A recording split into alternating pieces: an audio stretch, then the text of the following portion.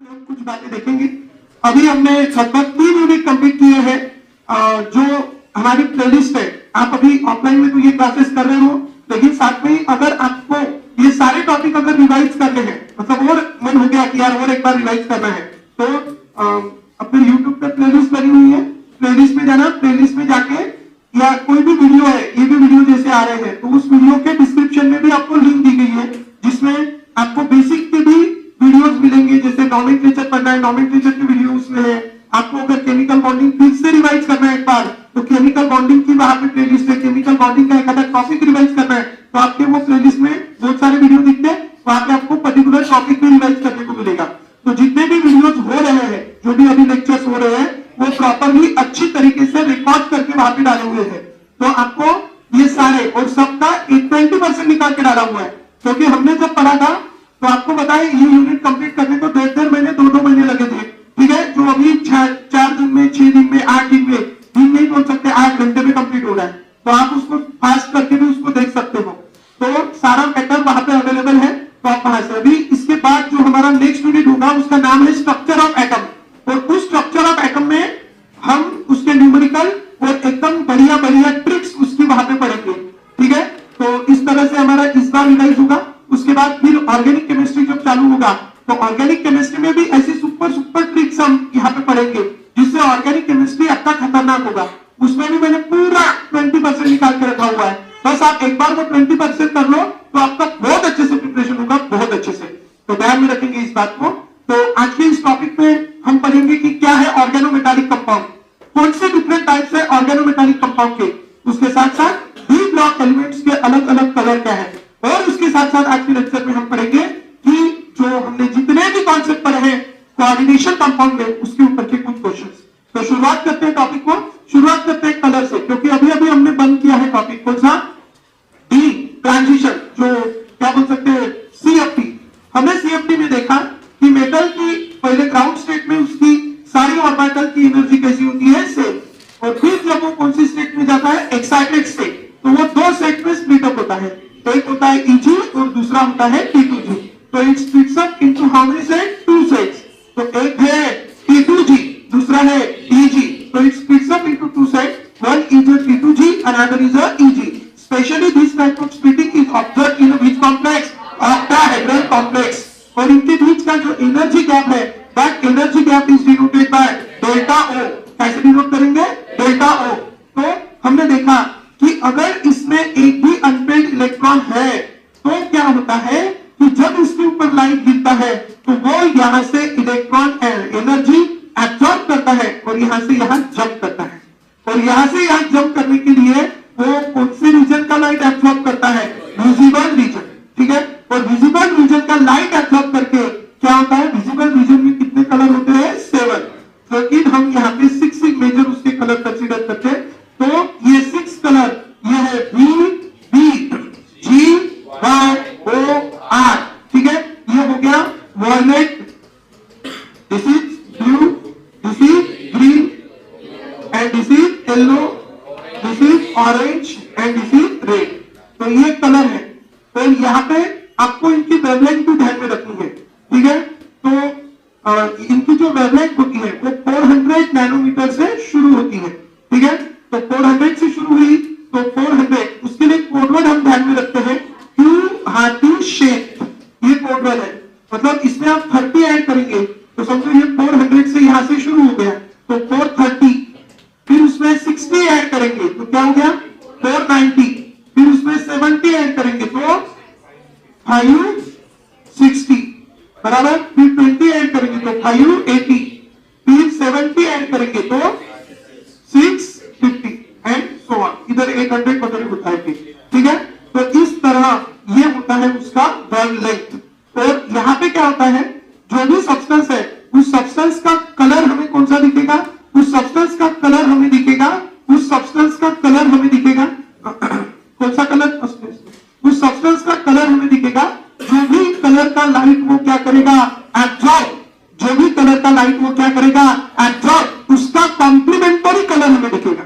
मतलब अगर उसने वॉयलेट कलर का लाइट एब्जॉर्ब किया, तो हमें उसका कलर कौन सा दिखेगा, येलो। अगर उसने ऑरेंज कलर का लाइट एब्जॉर्ब किया, तो कलर कौन सा दिखेगा, ब्लू। ठीक है,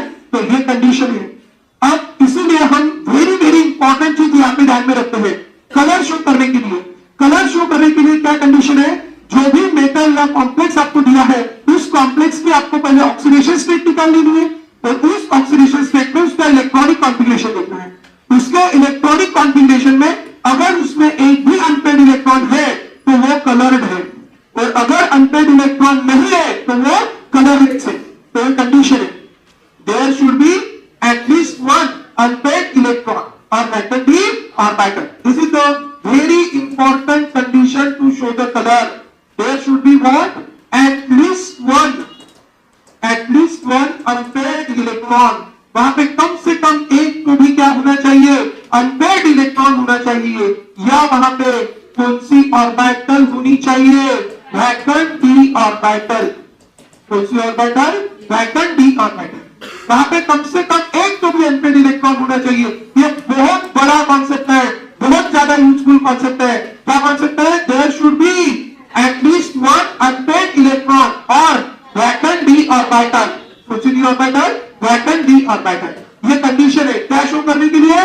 कलर शो करने के लिए। So what is the condition to show the colour? सब लोग बोलेंगे once more, there should be at least one unpaired electron और वैकेंट डी ऑर्बिटल। ठीक है, ये कंडीशन है क्या शो करने के लिए? कलर। और इसीलिए हमने कुछ आयन्स यहां पे देखे हैं जिनके अंदर कोई अनपेयर्ड इलेक्ट्रॉन नहीं होता या वैकेंट डी ऑर्बिटल भी नहीं होती। ऐसे आयन्स हमारे पास है। शुरुआत करते हैं स्कैंडियम से। स्कैंडियम ट्राइपॉजिटिव, स्कैंडियम का एटॉमिक नंबर है 21, तो इसका इलेक्ट्रॉनिक कॉन्फ़िगरेशन है 3d1 जब वो 3 इलेक्ट्रॉन दे देता है तो 3d क्या हो जाता है? 0, और उसके पास एक भी अनपेयर्ड इलेक्ट्रॉन नहीं रहती, और इसीलिए फिर वो क्या हो जाता है? कलरलेस। इसका बड़ा भाई है कौन? Titanium 4 positive.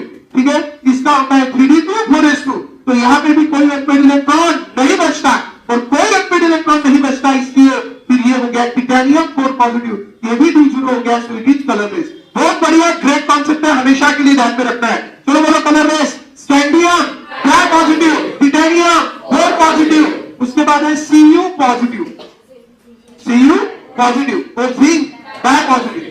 हमें पता है कॉपर, कॉपर का एटॉमिक नंबर है 29, उसका इलेक्ट्रॉनिक कॉन्फ़िगरेशन है 3d10 4s1। जब वो 4s का एक इलेक्ट्रॉन दे देता है तो 4s में कितने होते हैं? 0, and so it shows the 3d10, और 3d10 में एक भी अनपेयर्ड इलेक्ट्रॉन नहीं रहता। और अगर 3d10 में एक भी अनपेयर्ड इलेक्ट्रॉन नहीं है तो वो क्या है? कलरलेस। ठीक है, +1 एंड Z डायपॉजिटिव। ये 4 आपको ध्यान में रखना है जो कलरलेस है, जो आपको सिर्फ 1 यूनिट में काम में नहीं आएंगे, ये आपको 4 यूनिट 3 यूनिट में काम में आएंगे, D and F block elements में काम में आएंगे, केमिकल बॉन्डिंग में काम में आएंगे, और अभी कोऑर्डिनेशन कंपाउंड में काम में आएंगे। कितने यूनिट में काम में आएंगे? 3। तो ध्यान रखेंगे इन 4 आयंस को। These are the colourless ion. Colourless बोलने के बाद कितने आयंस ध्यान में रखेंगे? 4। ठीक है, सो तो ये ध्यान में रखेंगे। तो कैसा है, एक आपके घर में बहुत पुरानी स्कूटी थी, क्या थी? स्कूटी। ठीक है, अब क्या हो गया? वो उसका अभी वो ऐसे जंग खा रही है, जंग खाने को बोलते तुझने, तो आप मराठी में इसको ध्यान में रख सकते हो, स्कूटी तुझना।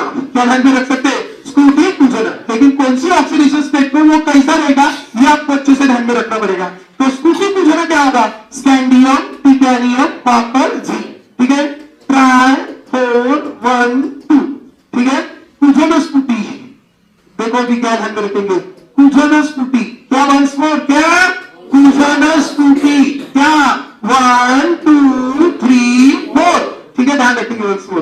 क्या ध्यान में रखेंगे? तुझना स्कूटी। ठीक है, वहां पे टाइम पे कंफ्यूजन होता है, टाइम पे टाइम बचेगा आपका। जब आप नीट का एग्जाम देने जाएंगे, नीट की एग्जाम मांगती है सिंगल सोर्स मल्टीपल डिवीजन। हमेशा के लिए कॉन्सेप्ट ध्यान में रखना है। नीट की एग्जाम बहुत एक्स्ट्रा नॉलेज नहीं मांगती, बहुत कुछ ये नहीं मांगती, वो मांगती है सिंगल सोर्स मल्टीपल डिवीजन। कि यार एक 5 सेकंड में कोई क्वेश्चन सॉल्व होना चाहिए, 2 सेकंड में कोई क्वेश्चन सॉल्व होना चाहिए, 10 सेकंड में कोई क्वेश्चन सॉल्व होना चाहिए। तब क्या क्या आप पूरा पेपर सॉल्व करेंगे? क्योंकि फिजिकल केमिस्ट्री में आप कितना भी माहिर हो, कितना भी, तो आपको 1 मिनट या 45 मिनट्स तो लगना ही है। वहां पे एकदम 45 सेकंड तो लगना ही है। ठीक है, तो ध्यान में रखना, 45 मिनट्स नहीं 45 सेकंड तो लगना ही है। ठीक है, और इसीलिए आप कितने भी माहिर हो तो आपका हैंड ये 2 के ऊपर आपको लाना है। ऑर्गेनिक केमिस्ट्री है, इनऑर्गेनिक, मतलब फिजिकल छोड़ नहीं देना है, उसको भी करना है, लेकिन वहां पे कैलकुलेशन की रिस्क नहीं लेना। Try to do the which calculation? Exact calculation. अगर आंसर बहुत दूर दूर है तो अच्छी बात है, लेकिन पास पास है तो वहां पे कैलकुलेशन की करेंगे तो इसीलिए क्या है, आपका टाइम यहाँ बचेगा। ठीक है, ये छोटे छोटे कोड क्वेश्चन मजा आएंगी, है ना, स्माइल तो आएंगे चेहरे पे थोड़ी सी, ठीक है, अंदर बहुत आ जाती है। तो इसीलिए क्या कर रहे हैं, पढ़ाई को और आदत लगा लो। ये पढ़ाई से, पढ़ाई के नाम पे पढ़ाई करने से जिंदगी में इंसान आगे नहीं बढ़ता। पढ़ाई में जब आपको क्या आने लगेगी, मजा, ठीक है। अब जैसे भी आप ऐसे अलग अलग कोड वर्ड्स आपके पढ़ाई में भरे होंगे तो क्या आएंगे, मजा। आप भी 2-4 बनाएंगे, ठीक है, सिर्फ दूसरे की बनाएंगे, अपने भी बनाओ, अपने भी कॉन्सेप्ट बनाओ, तो आप आगे आगे बढ़ते जाएंगे। ठीक है, तो क्या कॉन्सेप्ट ध्यान में रखा, फ्यूजन स्कूटी, क्या फ्यूजन स्कूटी, ऑक्सीडेशन से +1 +2 +3 +4 and all are colourless, all are colourless. ठीक है, तो अभी ऐसे पागल जैसे इसकी रिवीजन करते रहना है। इधर भी देखा, आपकी जो नोटबुक है ना, वो नोटबुक अभी तो आप 1.5 साल के लोग हैं, लेकिन छोटे बच्चों को मैं बताता हूँ, कुछ बच्चे फॉलो नहीं करते हैं। तो नोटबुक के पीछे के आगे के पेजेस ब्लैंक लेना, उधर कुछ भी लिखते रहना। कुछ जो स्कूटी, आजकल परमानेंट मार्कर मिलते हैं, तो वो कौन सी भी इसमें चल जाते हैं। कुछ जो स्कूटी भी करे मतलब फेंको नहीं, कुछ होना, ठीक है, वो नहीं पता आपको। ठीक है, उसके बाद ये बड़े आपको अगर अभी क्वेश्चन सॉल्व करेंगे ना, ये जो तीन कोड वर्ड है, वो तीनों कोड वर्ड पे क्वेश्चन पूछे गए, और एक तो नहीं, बहुत बार पूछे गए।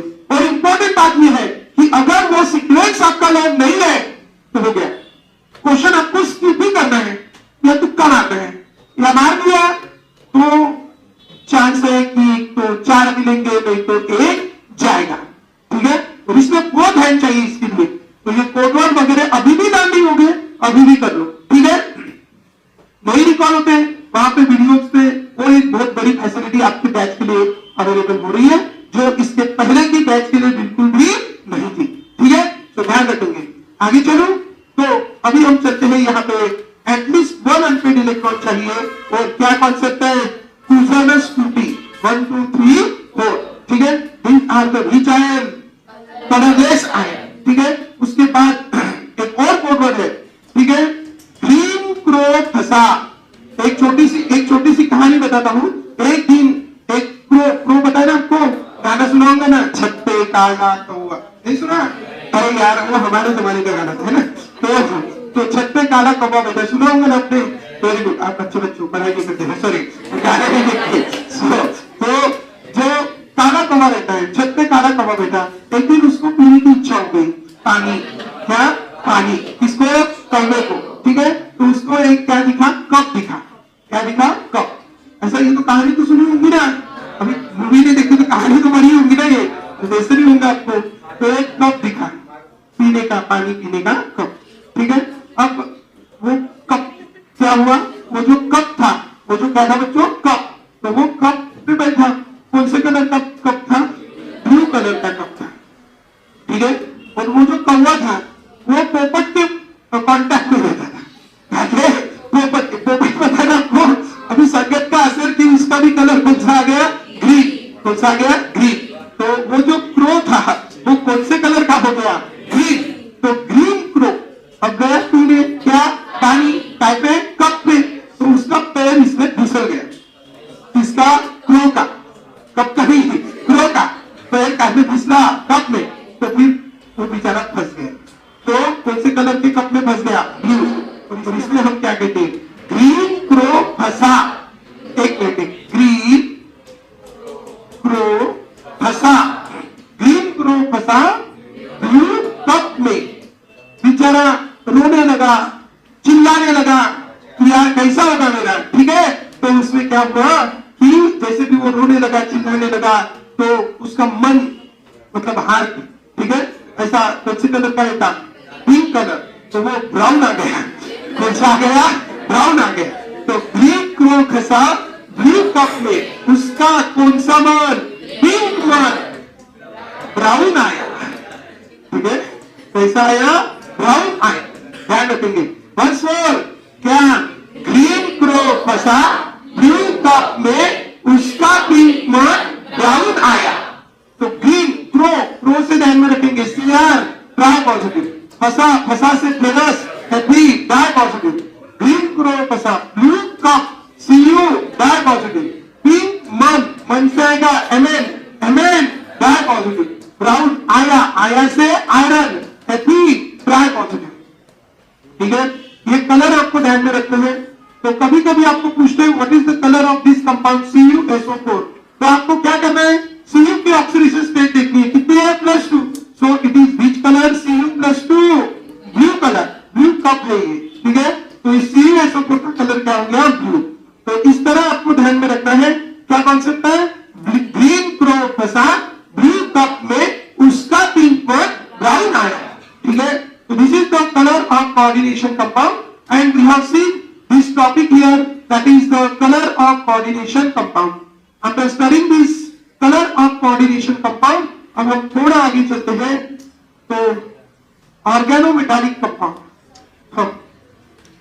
तो ऑर्गेनो, बचपन से बात आपको पता है बच्चों, organo this word comes from organic chemistry and you know very well कौन सी केमिस्ट्री को ऑर्गेनिक केमिस्ट्री कहते हैं, कार्बन कंटेनिंग कंपाउंड का स्टडी करने वाली केमिस्ट्री को कहते हैं ऑर्गेनिक केमिस्ट्री। और ऑर्गेनिक केमिस्ट्री में कौन होता है, कार्बन, ठीक है। ऑर्गेनिक कंपाउंड मतलब कौन से कंपाउंड, कार्बन कंटेनिंग कंपाउंड। और मेटल तो आपको पता है हमारा कॉन्सेप्ट है, metal has a tendency to donate electron, ठीक है ना। तो मेटल कौन होते हैं, मेटल हलीना की रक्त से फरियाद, हलीना की रक्त से फरियाद, हलीना की रक्त से फरियाद, ठीक है। ध्यान रखेंगे वंश में, हलीना की रक्त से फरियाद, बेटा मांगे कार स्कूटर राजी, ठीक है। These are the metals. Along with that we have the metals of transition series. What are the metals of transition series? Sky, हाँ अच्छा ठीक है, स्काईलैक ये भी है, और इधर भी scandium, titanium, vanadium, cobalt, nickel, copper, zinc. These are the elements of which series? 3D series. ठीक है, which series? 3D series. These are the elements of which series? 3D series. ठीक है, तो ये एलिमेंट्स होते हैं, ठीक है, कौन से सीरीज के? 3D सीरीज के। तो these are the elements of 3D series. ये सब मेटल है, सब कौन है? मेटल नहीं, ठीक है, सब कौन है? मेटल। तो ये मेटल है बच्चों। तो मेटल कैसे पत्थर मारते हैं, तो ये क्या करते हैं, इलेक्ट्रॉन मारते हैं। इससे आपने मेटल दिखा तो कोई प्रॉब्लम नहीं है, ठीक है। So don't worry, do you understand. तो पढ़ते समय हमेशा ध्यान में रखना है। और जिंदगी का अपना अल्टीमेट एम मैंने आपको बहुत बार समझाया है। What is the ultimate aim of our life, ultimate aim, हाँ, अरे पैसा काहे के लिए कमा रहे हैं हम, खुशी के लिए, यस, अच्छा जान, आनंद के लिए, किसके लिए कमा रहे हैं, आनंद के लिए। अरे पैसा काहे के लिए कमा रहे हैं, आनंद, ठीक है, हैप्पीनेस, हैप्पीनेस काहे के लिए कमा रहे, हैप्पीनेस के लिए। तो आपको पता है हैप्पीनेस, तो happiness what is the ultimate aim behind doing that hard work and everything, ठीक है। हैप्पीनेस, लोगों को हंसी नहीं आती है, बीमारी है, वो बहुत बड़ी बीमारी है कि अगर आपको क्या नहीं आती है, हंसी, तो वो क्या है, बहुत बड़ी बीमारी है, ठीक है, कुछ नहीं ले सकते लोग। तो इसलिए यार अपने काम में क्या करो, एंजॉय करो अपने काम, ठीक है, काम में हैप्पीनेस आनी चाहिए। तो जिस दिन काम में हैप्पीनेस आएंगी ना, उस दिन बाहर घूमने को जाने की जरूरत ही नहीं, काम करते करते ही मजा आ जाएगा बाहर घूमने का, ठीक है। मूवी देखने के लिए जाने की जरूरत ही नहीं, क्या इधर ही मूवी की मजा आ जाएगी, इधर ही फनी मूवी हो जाएगा, ठीक है। ये सक्सेस का रूल है, ध्यान में रखो, ठीक है, ये सक्सेस का रूल है। जिस दिन आपको अपने काम में मजा आ जाएगा, उस दिन समझ कर वो आपके लिए काम ही नहीं देगा। This is the only reason that people can do the work for 15, 16, 17, 18 hours a day, ठीक है। एक दिन, महीने की बात नहीं बोलो, ठीक है, एक दिन में वो 16 घंटे, 18 घंटे काम कर सकते हैं, because they enjoy their work, ठीक है। तो आप इसको एंजॉय करना सीख लो, शुरू कर दो एंजॉय करना, ठीक है। चलो फिर एंजॉय करते हैं। तो you know very well these all are metal and as all are the metals, you know very well when there is a bond between metal and carbon, and especially that bond should be a covalent bond. So I just take here example, you have a famous reagent that is Mangya RMGX, कौन सा reagent, Grignard's reagent, ठीक है। क्या कहते हैं Grignard's reagent, oxygen दे तो क्या दे तो थोड़ा Grignard's reagent, हाँ, आर निगेटिव, ठीक है। वी हैव द कॉन्सेप्ट, बचपन का कॉन्सेप्ट क्या देता है, आर निगेटिव डोनर, ध्यान में रखना, Grignard's reagent is R negative donor, ठीक है। Grignard's reagent is what donor,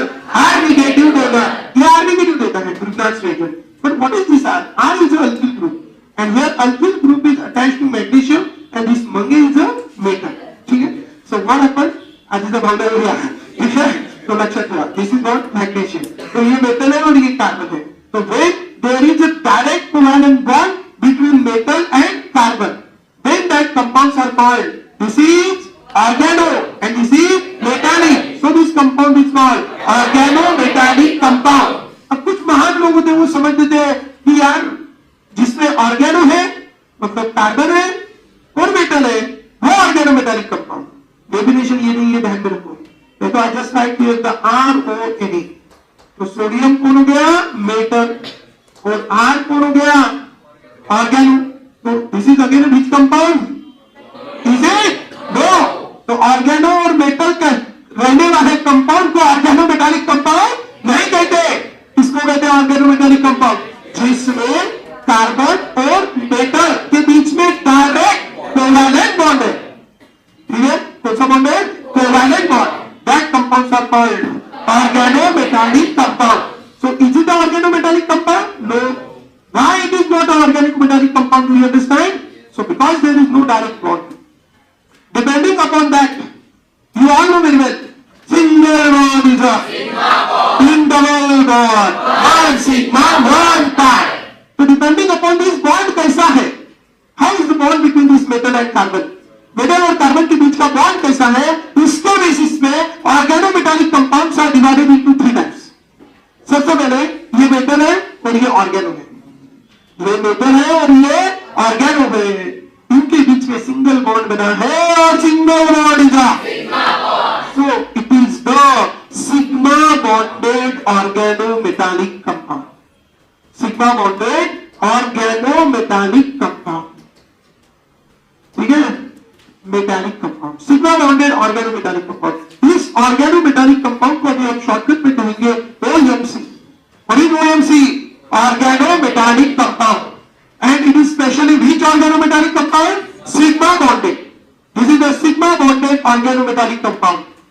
now after having this sigma bonded organometallic compound अब हम थोड़ा आगे चलते हैं। यहां तक क्लियर है सब? तो this is the sigma bonded organometallic compound. Now we can have again some more example. This is which reagent? Grignard's reagent. Along with that we have again one more reagent, that is what? RZnR. This is called anyone? Frankland's reagent. कौन सा reagent? Frankland's reagent. ध्यान में रखेंगे this reagent is a which reagent? Frankland's reagent. यह Frankland's reagent है। ठीक है? And this is what? RZnR. R2Zn. RLI. ठीक है? Alkyl lithium. This is again the which bonded? Sigma bonded organometallic compound. When there is a single bond between metal and carbon, so we say this is the what? Sigma bonded organometallic compound. Clear है? तो ध्यान रखेंगे these organometallic compounds are called sigma bonded organometallic compound. Now after having this sigma bonded organometallic compound, अब हम थोड़ा आगे चलेंगे। ये तीन तो भी आपको बहुत अच्छे से ध्यान में रखना है। पहला है कौन सा रिएजेंट? Grignard's reagent. ऐसे भी नोट करेंगे RMgX। Second is the Frankland's reagent, that is R2Zn and third is the alkyl lithium. कौन सा लिथियम? Alkyl lithium. तो these are the 3 types of organometallic compounds we have.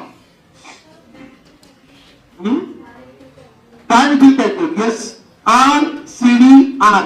This dimethyl cadmium is also organometallic compound है। Ziegler Natta catalyst बताओ। CH3 bye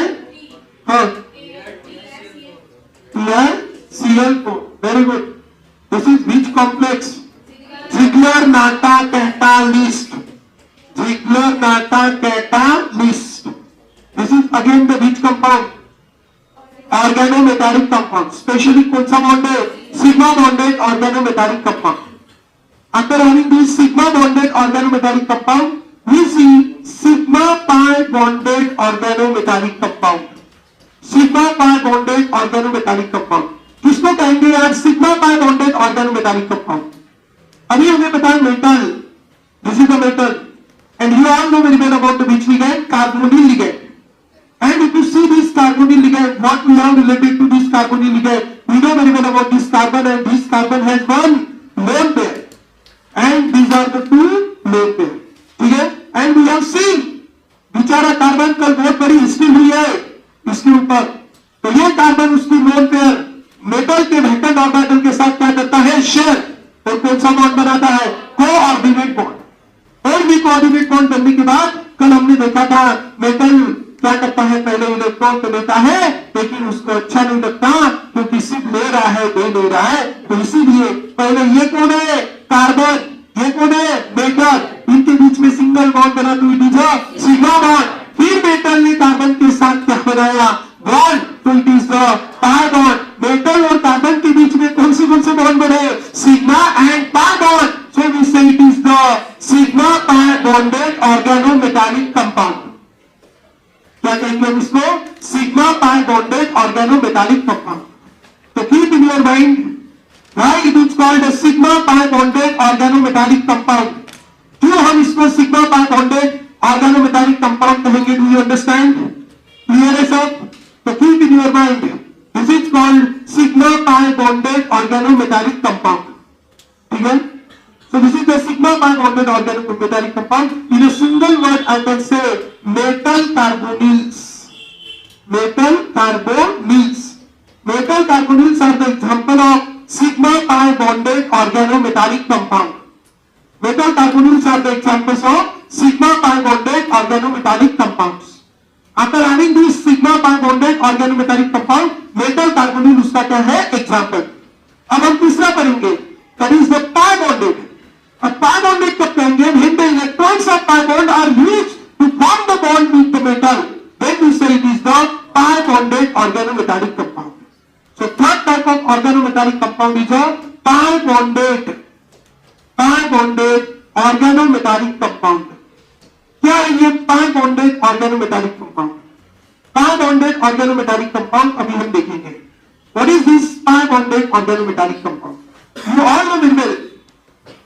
कौन सा bonded, pi bonded, कौन सा bonded, pi bonded, pi bonded organometallic compound. You all know very well about that, this is the rich ring, benzene को पता है, benzene की छोटी बहन भी पता है, बहन है कि भाई है मेरे को नहीं पता, लेकिन कोई तो भी है, ठीक है। हाँ, पेंटाडायन, सॉरी दिस इज नॉट पेंटाडायन, और इसका ये CH बॉन्ड टूट गया तो इसके ऊपर कौन सा चार्ज आएगा, नेगेटिव चार्ज। अब ये नेगेटिव की गारंटी नहीं है, ऐसे this is first, second, third, fourth and this one is five. अब ये नेगेटिव चार्ज अगर इधर शिफ्ट हुआ तो ये बॉन्ड के इलेक्ट्रॉन कौन सी पोजीशन पे शिफ्ट होंगे, थर्ड, और थर्ड पे है नेगेटिव, तो ये नेगेटिव इधर शिफ्ट हुआ तो इलेक्ट्रॉन कहां पे आएंगे, फाइव पे। तो नेगेटिव चार्ज में present either on the carbon number 1 और 3 और 5।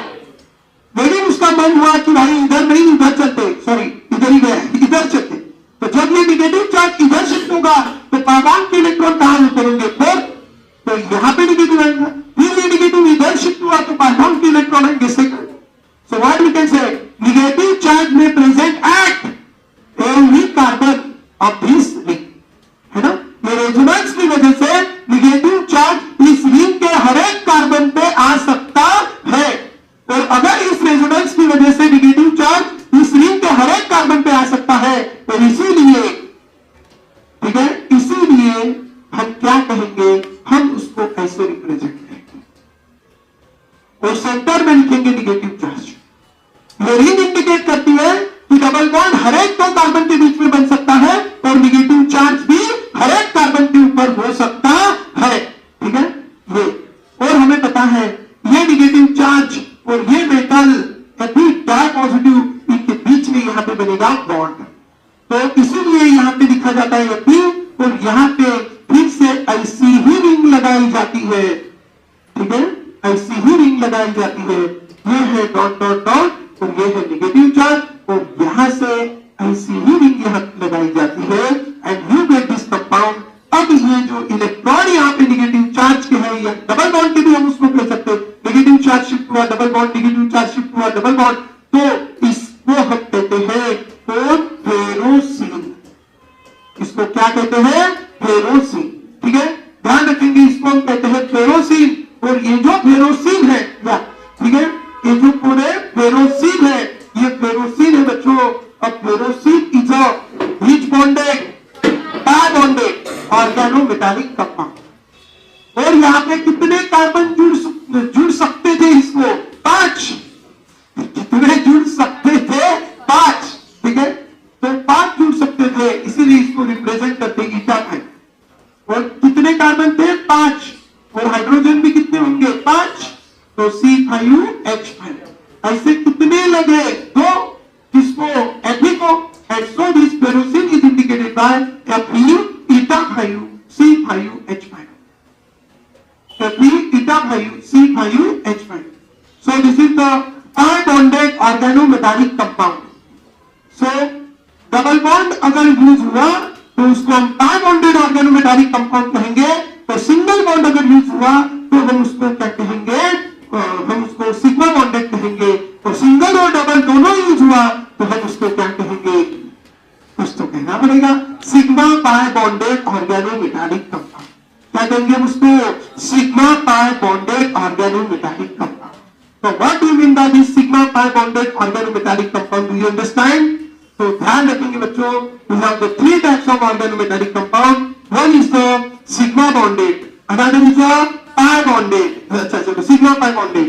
चलो सिंगल बॉन्ड वाले sigma bonded. 5 example. First, Redux reagent, Frankland's reagent, alkyl Ziegler Natta catalyst, और अल्किल लिथियम, और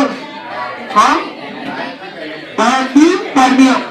These all are the which reagent? The sigma bonded organometallic compound. अभी इसमें बहुत सारे एग्जांपल है। तो इससे कभी कभी इथिलीन लिगेंड यूज होती है, इथिलीन। अब इसमें तो पूरी डबल बॉन्ड है ना? ये इसका डबल बॉन्ड तोड़ता है, और डबल बॉन्ड तोड़ के ये पाई बॉन्ड की इलेक्ट्रॉन की मदद से वो कोऑर्डिनेट बॉन्ड बनाता है।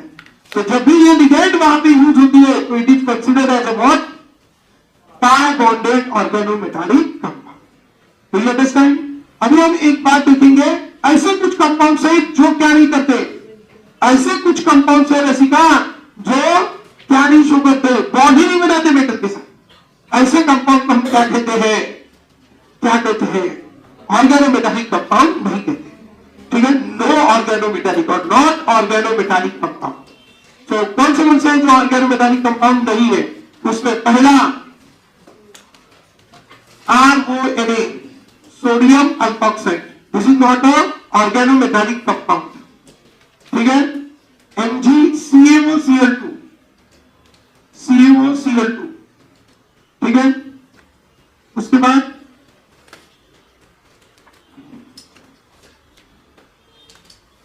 Ca और Mg OR/2 एटसेट्रा। ये ऑर्गेनोमेटालिक कंपाउंड नहीं है। ठीक है।